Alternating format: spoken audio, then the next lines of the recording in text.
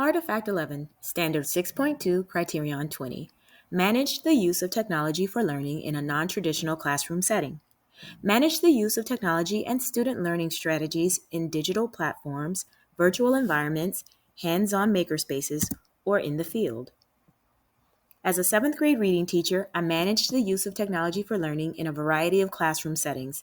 This includes small group, after-school, study hall, homeroom tutorial, and in the media center. Scholars remain engaged by using creativity to complete assignments. They remain on task by following class rules and pre-established guidelines. I can show you how I manage technology through a project called my Creative Computing Project. In this project, we worked with digital storytelling through a new application for our class called Scratch. Students were challenged to recreate a scene from one of the novels we read this year. The novels we read this year were A Long Walk to Water, The Outsiders, and The Watsons Go to Birmingham. The guidelines in place are familiar guidelines to the students, but we review them every time we're going to do a project. Students follow our technology rules and parameters. Use tools as a resource. Don't use technology to bully others. Be respectful when using technology, and this includes using your own ideas. And never give out personal information when online.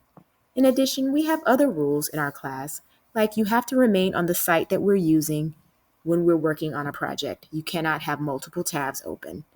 We have signs in our classroom that reiterate these types of rules, and this is an example of one of the posters that's in our classroom. When scholars are working from home or in another classroom, they exhibit the same integrity, and they know what's expected of them. Whenever managing creativity, we have to have options in place for troubleshooting. So before we began this project, I asked for students who had experience using Scratch, and those students were identified before we started. Their names were written on the board as peer tutors. We use the rule 3 before me when students need assistance, so when facilitating this opportunity, students knew which peers they could ask for help. Co-learning with students is fun. Students are engaged when they're exploring new technology. Teacher proximity and guidelines help facilitate learning when managing the use of technology for learning. Thank you. Artifact 11, Standard 6.3, Criterion 21. Create opportunities for students to use a design process and/or computational thinking. Create learning opportunities that challenge students to use a design process and computational thinking to innovate and solve problems. As a seventh grade reading teacher, I enjoy creating opportunities for my scholars to innovate and solve problems through using computational thinking and the design process. We did so through a creative computing project. This project allowed students to use a new application called Scratch to retell parts of a story. Students were challenged to recreate a scene from one of the novels we read this year. We start off by brainstorming. I asked students, how do you tie your shoelaces? Or how do you bake cookies? So students are allowed to write down the steps to the process. Then they get an opportunity to work with a peer, discuss their step-by-step instructions, and get feedback. Once they get feedback and they identify missing steps, then they start to recognize patterns and narrow down details, and students revise their instructions. This is the computational thinking process. First, the students are breaking down each step. Then they recognize patterns. This is decomposition. Then they narrow down those details through pattern recognition, and then they write down their instructions, and that is the algorithm. When using the computational thinking process, students were able to use a graphic organizer to sketch out parts of the novel, and then they also had another sheet that detailed what we were doing that day so that they could always refer to it as they were working in Scratch. In addition, we use the design process. I chose the creative play process. That is to inspire, imagine, create, play, and share.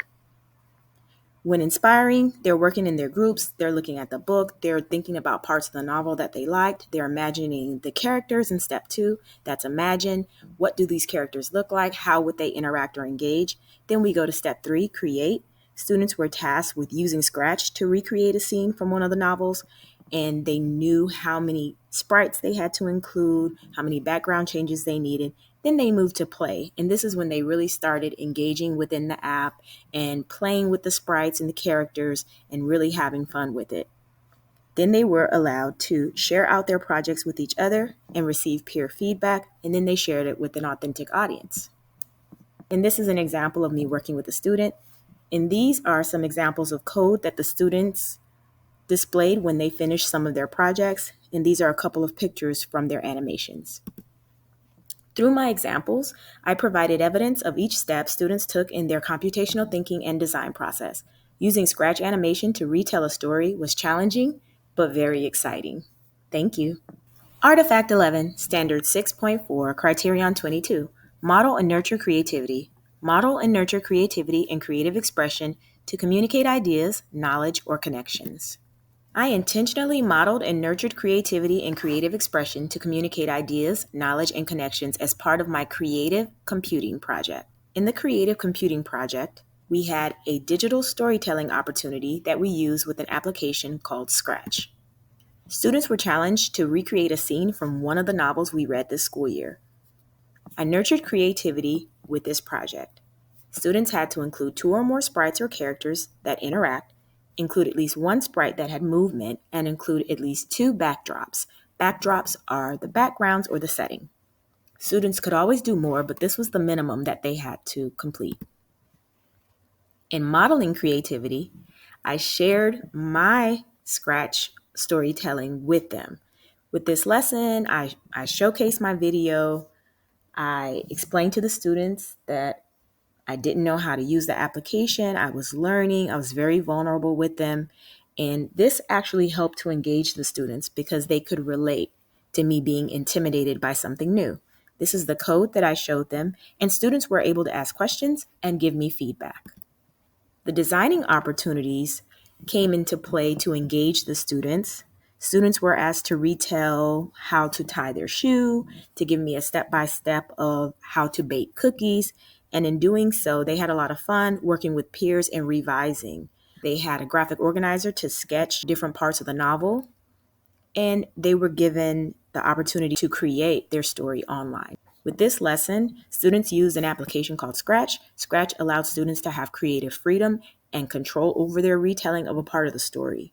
They were able to choose their characters, the speech, the background, the scenery, and the graphics. Students were able to be creative. Students who had used Scratch before were identified. Their names were written on the board as peer tutors. We used the rule 3 before me, so students knew if they needed assistance, they would go to those scholars. Peer feedback is encouraged in my class, and students do use each other for feedback. As students presented their work with classmates, they received their feedback and they were able to revise their task.